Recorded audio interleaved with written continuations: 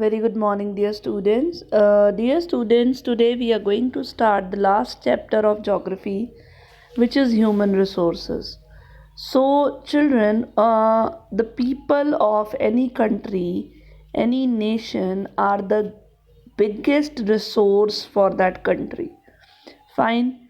Nature has gifted us so many things, and nature's gift becomes significant. They become more important when people find them useful. Fine. So the nature's gift cannot be important if the people living in the country are not understanding the usefulness of those things. Now it is the people with their demands and ability, whatever demand the people has, whatever ability the people has, that make them resource. Fine. Now what is a human resource? Human resource, it's the ultimate resource. Healthy, educated and motivated people, they develop resources as per their requirement. If How can you call human resource until and unless the people living, the citizens of a country, they are not healthy, they are not educated, they are not motivated? How can they utilize the resources in a proper way? Fine. So human resources, they are just like other resources. They are not equally distributed, as the other natural resources are not equally distributed. Same is with the case of human resource, it is not equally distributed around the world. Fine. So how they differ in their educational levels, their age, their sex. Fine. Their numbers and characteristics, children, it keeps on changing. Fine. Now just go through do you know the government of India has a Ministry of Human Resource Development, and this was created in 1985. Fine. Then Pradhan Mantri Kaushal Vikas Yojana, that was started in 2015.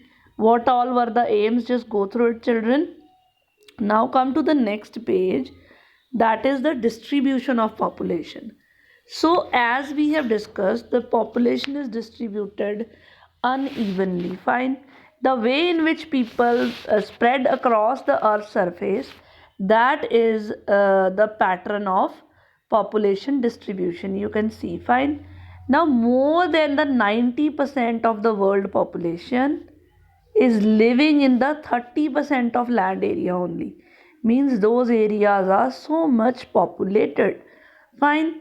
The distribution of population of the world is extremely uneven. Just now I have told you that it's uneven. Fine. So after that, some areas are very crowded, whereas the other areas are very less populated. Now the crowded areas are South and Southeast Asia, Europe, Northeastern North America. Fine. So these are the places which are very much populated. Very few people live in the areas having high altitudes.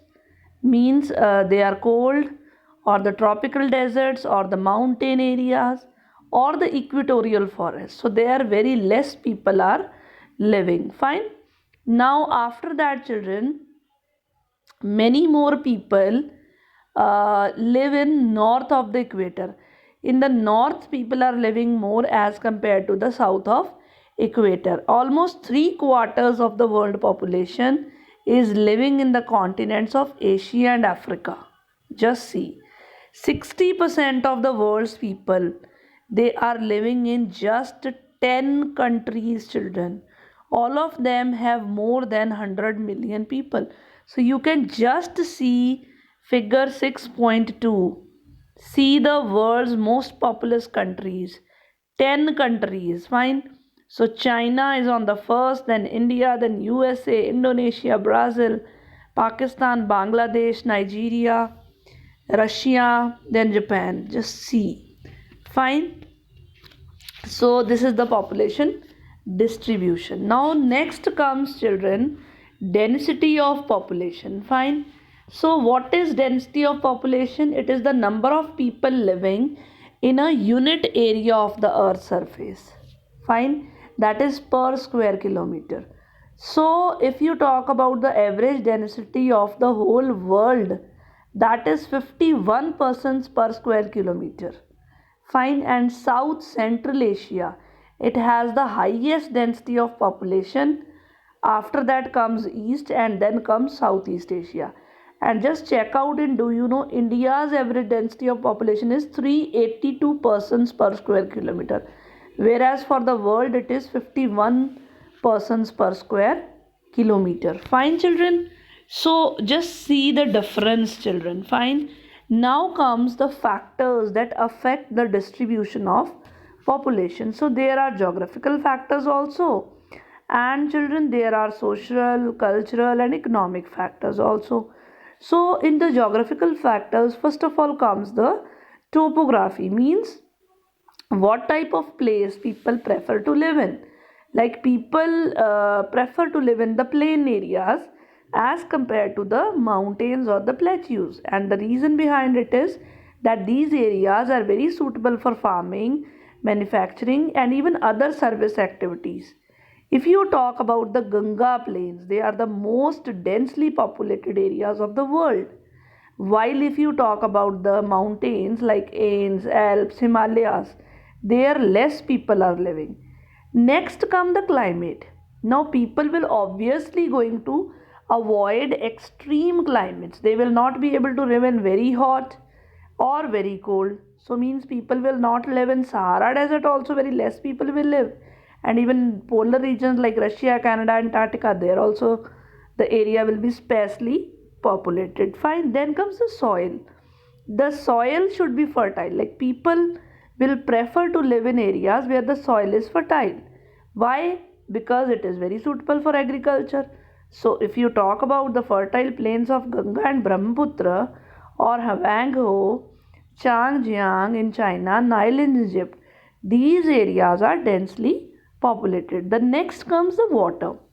Now people will definitely prefer in the areas where water is easily available. They will live in river valleys.